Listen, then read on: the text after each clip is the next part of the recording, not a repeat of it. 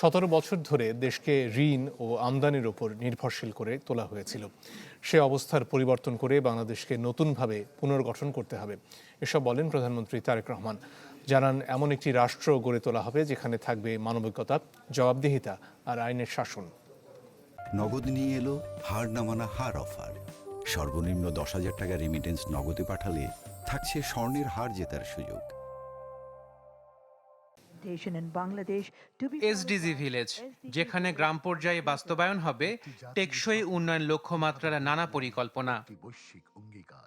এসডিজির লক্ষ্যগুলো গ্রাম পর্যায়ে বাস্তবায়নের জন্য প্রথমবারের মতো পাইলট প্রকল্প নিয়েছে সরকার। খুলনার পানখালী, রাঙামাটির মিটিঙ্গাছড়ি ও দিনাজপুরের নাফানগর গ্রামে বাস্তবায়ন হবে এই প্রকল্প। এসডিজির যেসব পরিকল্পনা আছে সবগুলো এখানে আমরা বাস্তবায়ন করব। সোমবার সকালে প্রকল্পটির উদ্বোধন করেন প্রধানমন্ত্রী তারেক রহমান। আমি আনুষ্ঠানিকভাবে এখন এই 3টি ভিলেজের উদ্বোধন ঘোষণা করছি। উদ্বোধনী অনুষ্ঠানে গ্রামের সাধারণ মানুষের কথা শোনেন প্রধানমন্ত্রী। এসডিজি ভিলেজে কি কি থাকবে এবং কিভাবে ধাপে ধাপে সেগুলো বাস্তবায়ন করা হবে সেই পরিকল্পনার কথা জানান সরকার প্রধান। আমি আশা করি এসডিজি ভিলেজ বর্তমান সরকারের নির্বাচনী অঙ্গীকারকে একটি আন্তর্জাতিকভাবে স্বীকৃত ডেভেলপমেন্ট মডেল হিসেবে বিশ্বের সামনে তুলে ধরার একটি দৃষ্টান্তমূলক প্ল্যাটফর্ম হিসেবে গড়ে উঠবে। প্রধানমন্ত্রী দাবি করেন, দীর্ঘদিন ধরে রাষ্ট্রকে ঋণ এবং আমদানি নির্ভর করে রাখা হয়েছিল। এখন সেই রাষ্ট্রকে পুনর্গঠন করতে হবে। দীর্ঘ 1.5 দশকের বেশি সময় ধরে ফ্যাসিবাদী শোষণ শাসন বাংলাদেশকে একটি ঋণ নির্ভর এবং আমদানি নির্ভর ভঙ্গুর রাষ্ট্রে পরিণত করেছিল।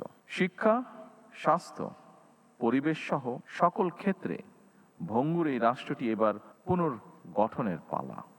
দেশকে একটি মানবিক রাষ্ট্র হিসেবে গড়ে তোলার প্রতিশ্রুতি দিয়ে তারেক রহমান বলেন, নিশ্চিত করা হবে জবাবদিহিতা ও আইনের শাসন। এছাড়া ধীরে ধীরে সরকারি সহায়তার নেটওয়ার্ক ছড়িয়ে দেওয়ার প্রত্যাশাও জানান তিনি।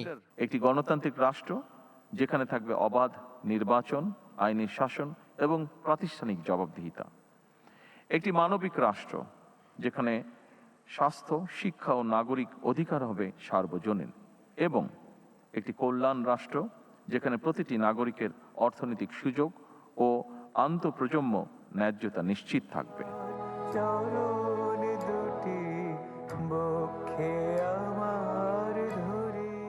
পরে প্রধানমন্ত্রী সহ আমন্ত্রিত অতিথিরা উপভোগ করেন সাংস্কৃতিক অনুষ্ঠান। Ashikin Prince, channel 24, Dhaka.